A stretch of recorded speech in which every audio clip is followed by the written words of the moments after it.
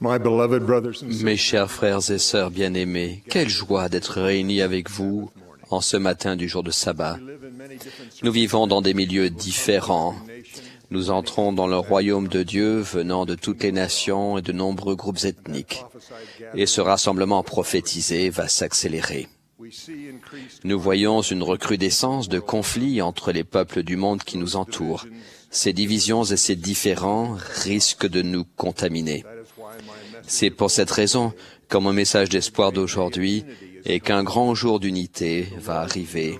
Le Seigneur, Jéhovah, reviendra vivre avec ceux qui sont devenus son peuple et le trouvera uni, d'un seul cœur, réuni à lui et à notre Père céleste. Vous m'avez entendu plus d'une fois déclarer ce message d'unité. Il se peut que j'en parle encore à l'avenir. J'ai entendu chaque prophète de Dieu en parler pendant ma vie. Le dernier message de David O'Mackey que je me rappelle avoir lu était un plaidoyer en faveur de l'unité. Les prophètes du Seigneur ont toujours appelé à l'unité. Les jours qui viennent pendant lesquels notre peuple se préparera à sa destinée glorieuse. Nos messages touchent à ce don qui nous a accordé la difficulté de le garder. Mon message est que nous faisions mieux. Les pères et les mères prient pour avoir de l'unité dans leur foyer, et ces prières sont en train d'être exaucées. Les familles prient ensemble soir et matin. On m'a demandé de m'agenouiller au moment du coucher avec une famille chez qui je me trouvais en tant qu'invité. On a demandé au plus jeune enfant de faire la prière. Il a prié comme un patriarche pour chaque membre de la famille, en le mentionnant par son nom. Je confesse avoir ouvert les yeux un instant pour voir le visage des autres enfants et des parents. J'ai pu voir qu'ils unissaient foi et cœur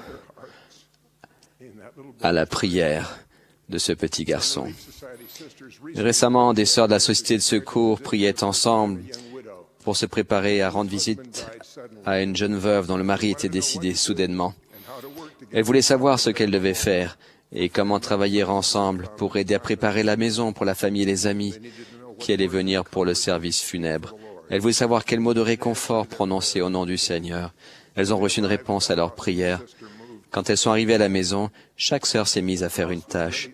La maison était prête si rapidement que des sœurs regrettaient de ne pas avoir pu faire davantage. Les paroles de réconfort qui ont été dites étaient exactement celles qu'il fallait. Ces sœurs avaient rendu le service du Seigneur ensemble, leur cœur relancé dans l'unité. Comme moi, vous avez vu des preuves que nous nous rapprochons de l'unité. Le miracle de l'unité nous est accordé maintenant lorsque nous prions et travaillons pour l'avoir à la manière du Sauveur. Nous aurons les cœurs enlacés dans l'unité. Dieu a promis cette bénédiction à ses saints fidèles, quelles que soient leurs différences de milieu et quels que soient les conflits qui font rage autour d'eux. Il a prié pour nous, aussi bien que pour ses disciples, quand il a demandé « Père, que nous soyons un ». La raison pour laquelle nous prions et demandons cette bénédiction est la même que celle pour laquelle le Père nous exauce. Nous savons par expérience que la joie vient quand nous jouissons de la bénédiction de l'unité. Nous, enfants d'esprit, notre Père céleste, nous aspirons à cette joie que nous avons connue avec lui dans la vie antérieure. Il désire nous accorder ce don sacré de l'unité par amour pour nous. Il ne peut pas nous l'accorder individuellement. La joie de l'unité qu'il veut nous donner ne peut pas être vécue en solitaire. Nous devons la rechercher et nous qualifier pour l'avoir avec les autres. Il n'est donc pas étonnant que Dieu nous exhorte à nous réunir pour pouvoir nous bénir. Il veut que nous réunissions en famille. Il a établi des cours, des paroisses et des branches. Il nous a commandé de nous réunir souvent. Ces réunions que Dieu a prévues pour nous sont source de grandes possibilités. Nous pouvons prier et faire des efforts pour avoir l'unité qui nous apporte la joie et multiplie notre capacité de servir. Aux trois Néphites, le Sauveur a promis que leur récompense ultime serait la joie d'être unis avec lui après leur service fidèle. Il a dit, « Vous aurez une plénitude de joie et vous vous assiérez dans le royaume de mon Père. Oui, votre joie sera pleine, tout comme le Père m'a donné une plénitude de joie. Et vous serez tout comme je suis, et je suis tout comme le Père. et le Père et moi sommes un. Le Seigneur nous a donné des guides pour savoir quoi faire pour recevoir la bénédiction et la joie de connaître une unité toujours plus grande. Le livre de Mormon fait le récit d'une période de réussite. C'était à l'époque d'Alma et des eaux de Mormon. Les actions du peuple en ces circonstances difficiles et dangereuses sont pour nous un guide et un encouragement. Tout ce qu'Alma et son peuple ont été inspirés de faire visait à aider le peuple à choisir d'avoir le cœur transformé par l'expiation de Jésus-Christ. C'est la seule manière dont Dieu ne peut accorder la bénédiction de l'unité. Dans Mosia, nous lisons, « Ils furent appelés à partir de ce moment l'Église de Dieu ou l'Église du Christ. Il arriva que quiconque était baptisé par le pouvoir et l'autorité de Dieu était ajouté à son Église. Et il leur commanda de n'enseigner que les choses qu'il avait enseignées et qui avaient été dites par la bouche des saints prophètes. Oui, il leur commanda même de ne prêcher que le repentir et la foi au Seigneur qui avait racheté son peuple. Et il leur commanda de ne pas avoir de querelle entre eux, mais de regarder d'un même œil vers l'avenir, ayant une seule foi et un seul baptême, et leur cœur étant enlacé dans l'unité et l'amour les uns vers les autres. Et c'est ainsi qu'il leur commanda de prêcher, et c'est ainsi qu'ils devinrent les enfants de Dieu. Voilà pourquoi Alma a commandé au peuple d'enseigner la foi et le repentir.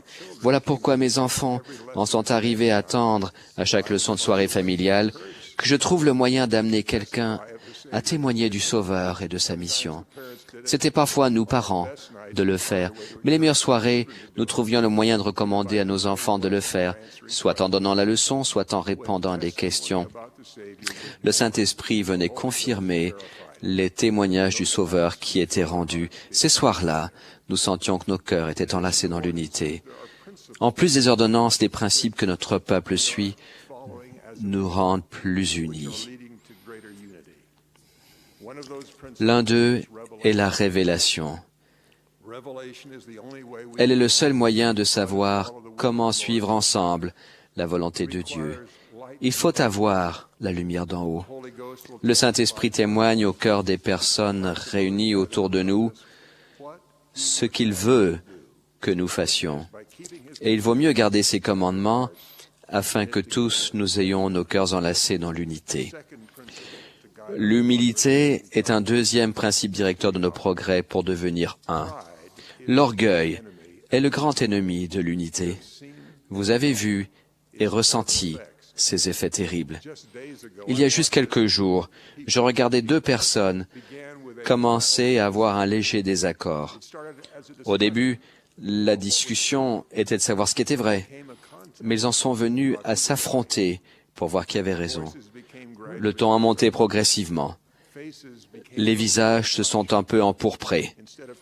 Au lieu de parler du problème, les gens se sont mis à parler d'eux-mêmes pour prouver pourquoi leur point de vue avait plus de chances d'être le bon.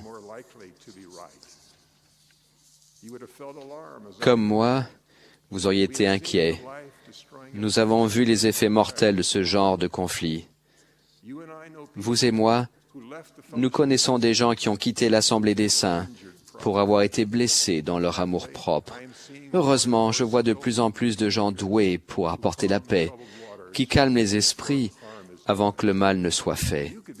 Vous pourriez être celui qui procure cette paix, que vous fassiez partie des gens en conflit ou que vous soyez observateur. Une manière que je l'ai vu faire a été de rechercher un point faisant l'unanimité. Pour être ce type de conciliateur, nous devons avoir la foi simple que, en tant qu'enfants de Dieu, malgré toutes nos divergences, il est vraisemblable que, quand nous adoptons une position forte, il y aura des éléments de vérité. Le grand faiseur de paix, celui qui réunifie, c'est celui qui trouve le moyen d'aider les gens à voir la vérité qui leur est commune. Cette vérité commune est toujours plus grande et plus importante pour eux que leur point de divergence. Vous pouvez vous aider vous-même et aider les autres à avoir ce terrain d'entente si vous demandez à Dieu de vous aider et ensuite passez à l'action il répondra à votre prière pour aider à rétablir la paix, comme il a répondu à la mienne. Ce même principe s'applique quand on crée l'unité entre des gens de milieux très différents. Les enfants de Dieu ont toujours plus de points communs que de points de divergence. Et même ces points de divergence peuvent être considérés comme un atout. Dieu nous aidera à voir une différence chez quelqu'un, non pas comme une source d'irritation, mais comme une solution. Le Seigneur peut vous aider à voir et à apprécier ce que l'autre apporte et qui vous manque. Plus d'une fois, le Seigneur m'a aidé à voir sa bonté en me permettant d'être associé à quelqu'un dont la seule différence d'avec moi était juste l'aide nécessaire. C'est de cette manière que le Seigneur ajoute quelque chose qui me manquait pour mieux le servir. Cela nous amène à un autre principe d'unité. C'est de dire du bien les uns des autres. Pensez la dernière fois, on vous l'a demandé ce que vous pensez de ce que fait un membre de votre famille ou de l'Église. Cela m'est arrivé la semaine dernière. Mais il y a des fois où nous devons juger les autres. Nous sommes parfois obligés d'exprimer un tel jugement. Mais le plus souvent, nous pouvons choisir. Par exemple, imaginez que l'on vous demande ce que vous pensez du nouvel évêque. À mesure que nous améliorons notre capacité de créer l'unité, nous penserons à un passage d'Écriture en entendant cette question.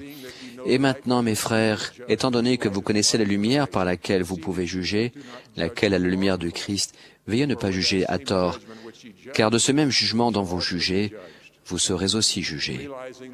Quand on sait que l'on voit les autres sous un jour imparfait, on a tendance à parler avec générosité dans ce que l'on dit.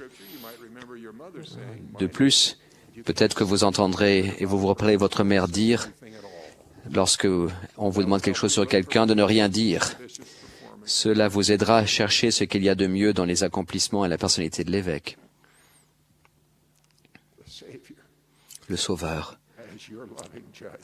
en juge plein d'amour, fera sûrement ainsi quand il jugera vos accomplissements. Les Écritures et ce que vous a entendu votre mère dire peuvent très bien vous amener à décrire ce qu'il y a de mieux dans les réalisations de votre évêque et ses bonnes intentions. Je peux vous promettre que vous ressentirez la joie et la paix quand vous parlerez généreusement des autres dans l'optique du Christ. Vous vous sentez uni à cet évêque et à la personne qui vous a demandé votre avis, non pas parce que l'évêque est parfait, ou parce que la personne qui vous l'a demandé partage votre avis généreux.